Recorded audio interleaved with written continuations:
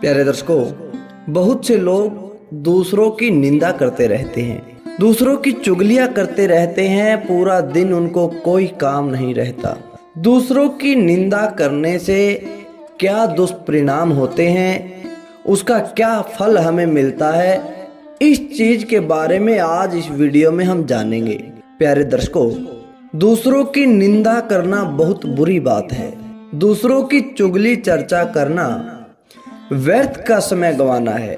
भगवान शिव देवी पार्वती को कहते हैं कि देवी, एक बार की बात है, राजा पृथु एक दिन सुबह सुबह अपने राजमहल से घोड़ों के तबेले में जा रहे थे।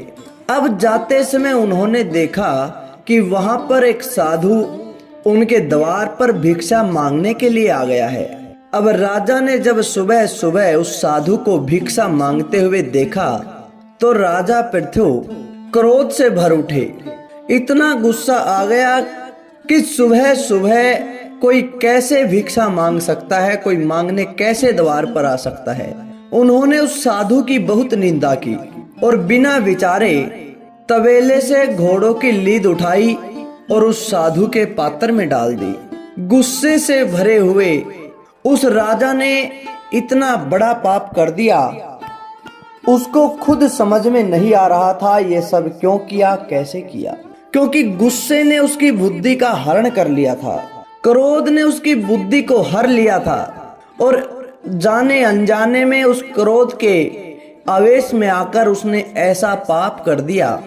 अब साधु तो दया के ही मूर्त होते हैं, बड़े ही शांत स्वभाव का वह साधु था। तो जो भिक्षा उसे वहां से मिली, वहां से भिक्षा पाकर वह अपनी कुटिया में चला गया और वह उस लीद को कुटिया के बाहर एक कोने में डाल दिया। कुछ समय के बाद अब राजा पृथु शिकार के लिए चले जाते हैं। जंगल में शिकार करते करते बहुत गहराई में चले गए, घने जंगल में आ गए। अब पृथु ने जब जंगल में देखा कि एक बहुत ही प्यारी कुटिया बनी हुई है, राजा ने सोचा क्यों ना इस कुटिया के अंदर जाया जाए। जैसे ही आश्चर्य से वह उस कुटिया में प्रवेश कर जाता है और अंदर देखता है कि साधु महाराज वहां पर बैठे हुए हैं। राजा ने उसको नहीं पहचाना। राजा उस साधु के पास जाता है, उनके चरणों में मत्था टेकता है और कहता है कि महाराज, आप हमें एक बात जरूर बताइए। यहाँ पर कोई घोड़ा भी नहीं है और ना ही कोई तबेला है, तो यहाँ पर इतनी सारी घोड़े की लीद कहाँ से आई। अब साधु तो भूत भविष्य वर्तमान को जानने वाले थे। उस साधु को पता था कि यह वही राजा है।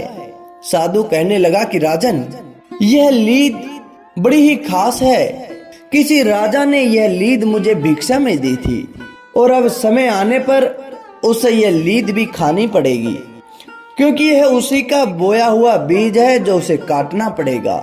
इतनी बात सुनते ही राजा को अपनी पूरी घटना याद आ गई। वह साधु के पैरों में गिर गया, माफी मांगने लगा। उन्होंने साधु को बहुत तरह से मनाने की कोशिश की और कहने लगा कि महाराज, मैंने तो बहुत थोड़ी सी लीद दी थी, किंतु अब तो यह ढेर हो गया। यह इतनी अधिक कैसे हो गई।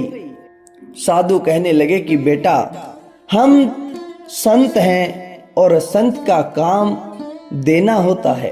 तेरे घर पर तुम सोचते हो कि हम मांगने आए थे, वास्तव में हम तुम्हें बहुत कुछ देने आए थे और हम किसी को जो कुछ भी देते हैं वह दिन प्रतिदिन बढ़ता ही जाता है।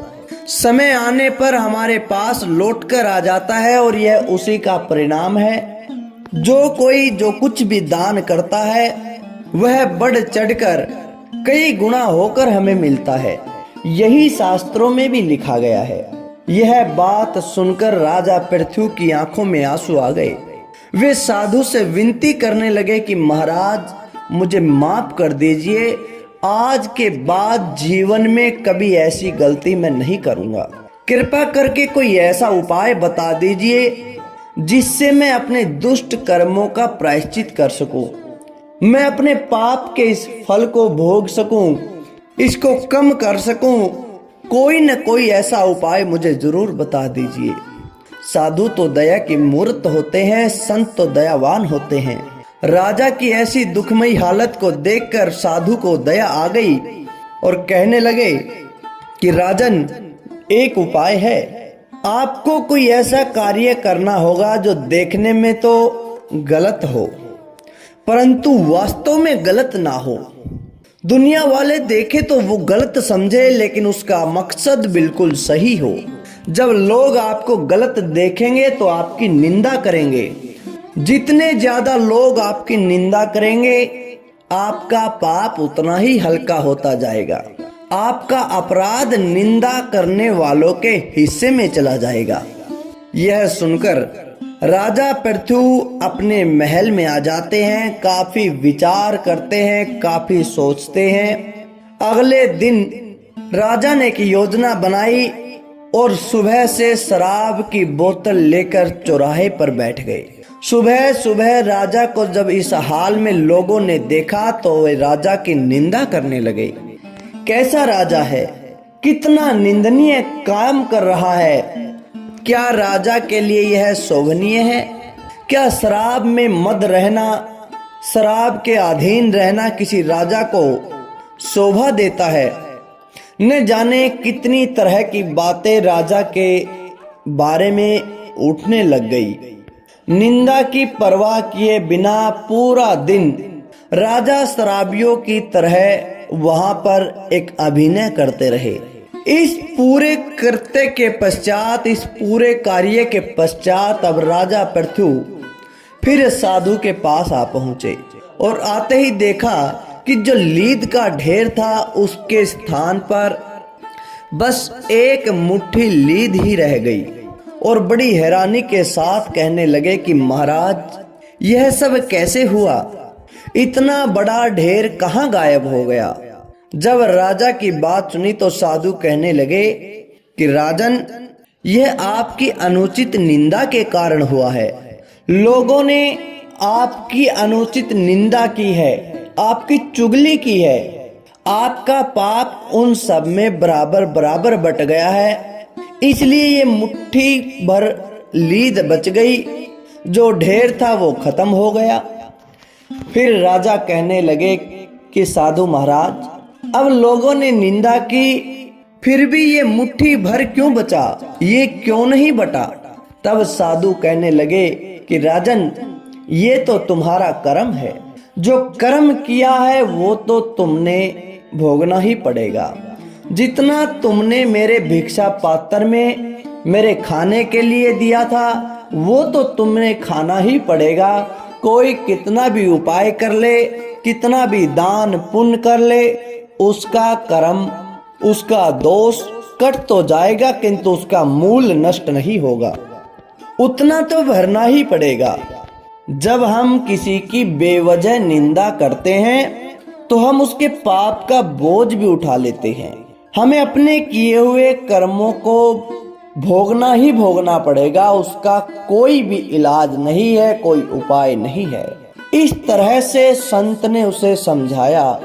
भगवान शिव देवी पार्वती से कहने लगे कि देवी पार्वती, जो लोग बेवजह दूसरों की निंदा करते हैं वे उनके पाप कर्मों को हल्का कर देते हैं, उनके किए हुए नीच कर्मों को अपने सिर पर ले लेते हैं। इसलिए मनुष्य को सोच समझकर बोलना चाहिए, सोच समझकर निंदा करनी चाहिए। दूसरे की निंदा करने से वे अपना घड़ा भर लेते हैं।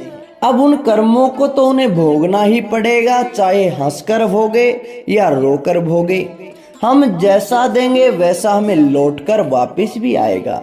और महान संत कबीर भी कहते हैं कि निंदक नेरे राखिए, आंगन कुटी छवाए, बिन पानी साबुन बिना निर्मल करे सुभाए। जो हमारी निंदा करता है उसे अपने पास रखना चाहिए, जितना अधिक हो सके अपने साथ रखना चाहिए, वह तो बिना जरूर बताए। धन्यवाद दोस्तों।